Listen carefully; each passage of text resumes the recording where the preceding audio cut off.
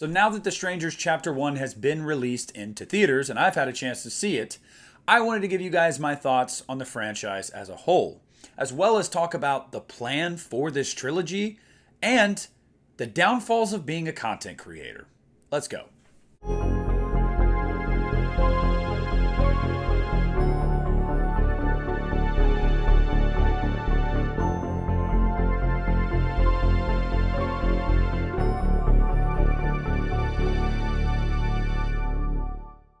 What's up, you guys? It's Nick here from the Lost River Drive-In, and tonight I wanted to get into the Strangers trilogy that is now upon us. I want to talk about the franchise as a whole, and then I want to button the video up with a little discussion about being a content creator after some interesting conversations I had after my review for The Strangers Chapter 1 came out. First, I wanted to rank the movies that we've gotten so far, and this was very easy to do. At number 3, the weakest of the three, is The Strangers Chapter 1 in my opinion. Look, best case scenario, you can say this movie is a loose remake of the first movie, just a lesser version of the first movie. And even if that is where you stand with the film, to me that's just simply not good enough.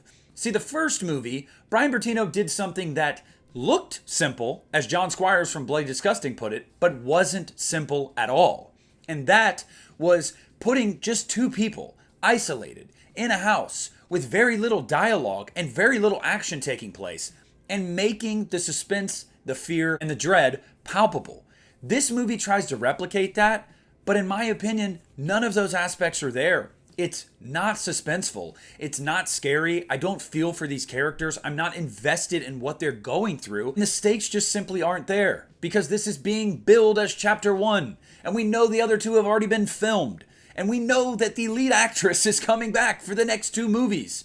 So you can already take it to the bank. She ain't gonna die next time either. And that's just a bummer. It really, really lowers the stakes for the viewer going into a movie. And it tells you, hey, we're only giving you part of a story. We're gonna introduce a bunch of stuff that we don't have answers to yet. We're going to drive you mad, making you wonder about certain things, but we're not gonna shed any light. Come back. Hopefully you enjoyed this one. At the end of the day, it just feels like a waste of time. Now again, after Chapter 2 and Chapter 3 come out and some of these loose ends get tied up, I'm sure it will be more tolerable. But that doesn't take away from the fact that the movie simply is just a lesser, cheaper, suspenseless remake of a much better film. Coming in at number 2 might be something of a controversial opinion, but that is the original Strangers. Now, The Strangers is one of the best home invasion films I've ever seen. And I've always really liked that subgenre of horror films. I don't know what it is about them. Maybe it's just because it is a real fear that a lot of us have in the world. Because that can happen. And there are crazy people out there in the world like that are capable of doing those kinds of things to you.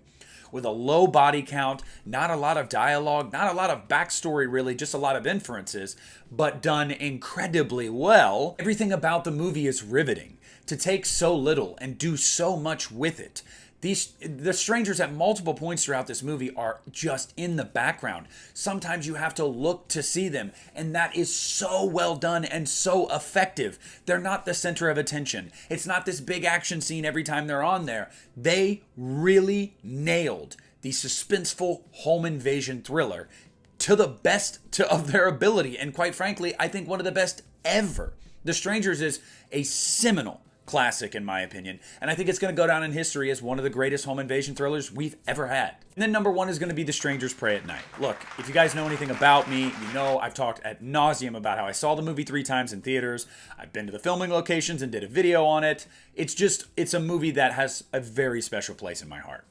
And I love the movie so much because after the success that was The Strangers, and it took a decade to get a sequel, I think the reason being was, how do you follow that up? What do you do? How do you make a sequel to that without diminishing what the first film did? And Johannes Roberts had the absolute perfect idea. What if we just do something totally different? Let's tonally shift it.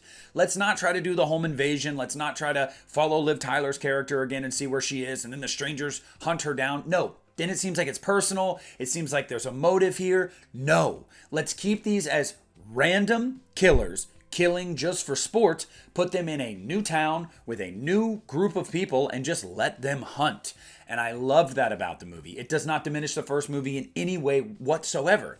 But the biggest reason It is literally a love letter to 80s slasher movies. From the soundtrack, to the lighting, to the shots, everything about this movie is just a love letter to an era of films that is probably my favorite. And you don't get too bogged down in unnecessary backstory and character exposition in a movie where you don't need it. Some of the best slashers ever, they know what they are and they run with it, and you just have a blast. This movie's not going to win any awards, and it's not really going to make you think, but you're going to be on a roller coaster for 90 minutes. And when it's over, you're going to be like, God, I want more of that. The Strangers Pray at Night, knowing what it is, it delivers. Now, touching a little bit more on what I said in my review last night, and I mentioned at the top here about this trilogy as a whole that we are now in, the Chapter 1, Chapter 2, Chapter 3 trilogy. Now, to anybody that was a big fan of this movie and is worried the lukewarm response is going to make them back away from doing the sequels, don't worry. They've been shot back to back to back. All these movies are done. Like, they're waiting. There's going to be a rollout scheduled over the next few months. Like, it's coming. It's happening. The question is now, is it going to go to theaters or is it going to go to streaming? Because it's not getting good word of mouth whatsoever. Now, the movie's going to make its money back, and regardless of if I like it or not, I always like to see that for horror films because I like to see horror films do well. But it's kind of undeniable that most people seem really disappointed with this movie. So is the appetite going to be there to do another theatrical rollout, or are they just going to drop this to Hulu? My biggest concern with this approach is that when they got the rights to the films and announced they were doing them, they announced a trilogy. They announced they were doing them back to back to back. They titled them Chapter 1, Chapter 2, and Chapter 3. They announced the cast that was going to be returning for each movie. All of this tells you as a viewer before you go into the movie. The stakes are low and almost non-existent for some of these characters.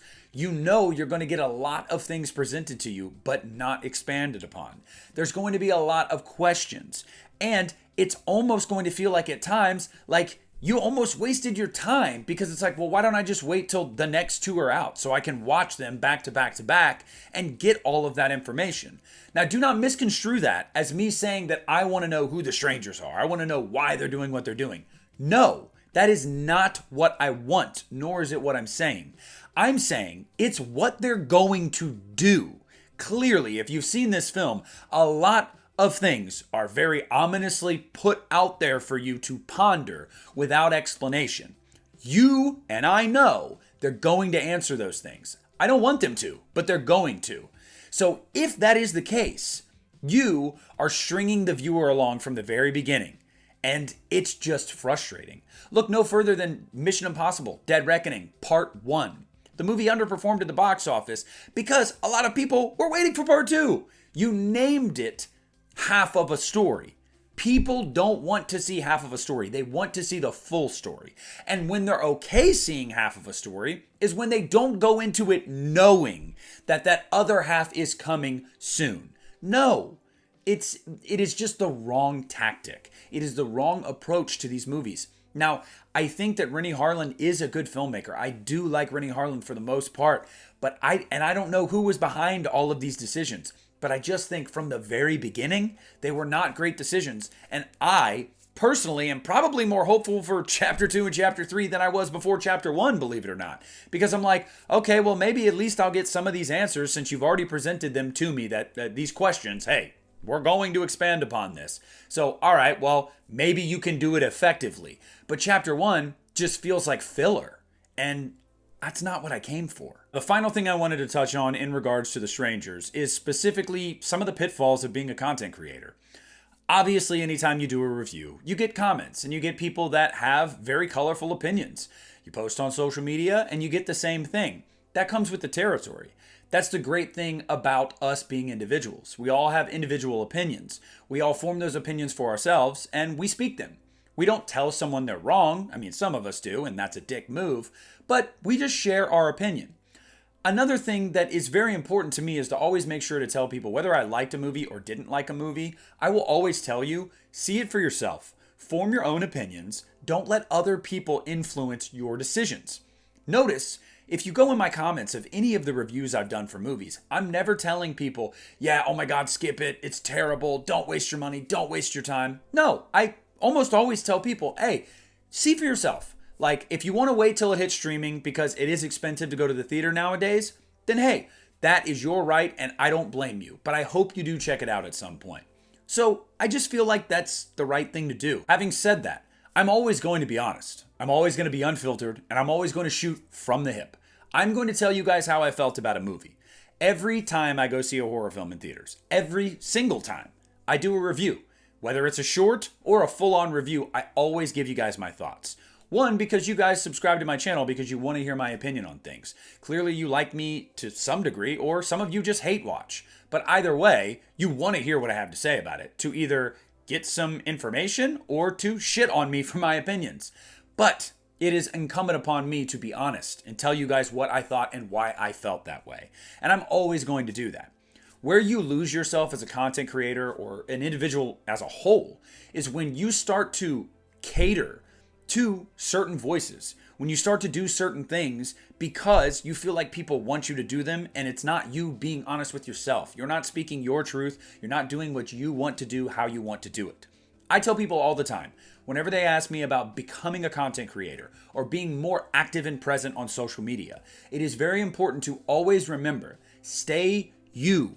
Do what you want to do for you. Be authentic, be honest, do not whitewash anything. Do not omit things because you are in fear that it might upset someone if you guys don't agree with something. Look, I love healthy debate in everything in life, and I want that to remain the case. You can love a movie I hated or hate a movie I loved, and I will still throw a heart on your comment, and I will still engage with you because that is the beauty of this world. We all have differences of opinion, and we can all be decent people and just talk about it. Hey, I'm sorry it didn't work for you, but I really liked it. Or hey, I'm really glad it worked for you, but it just didn't work for me. That's the best way to handle this. Look, the backlash for my opinion on Halloween Ends didn't stop me. The backlash to my more lukewarm opinion on Exorcist Believer didn't stop me. Nothing, not a single opinion I have on a movie is going to stop me from being me. And if you are a content creator, or you are thinking about becoming one, or in just any aspect of your personal life, you ever have trepidation about being yourself, don't. Be yourself, speak your mind. People will follow you for you, not for what you make yourself to be to try to please others.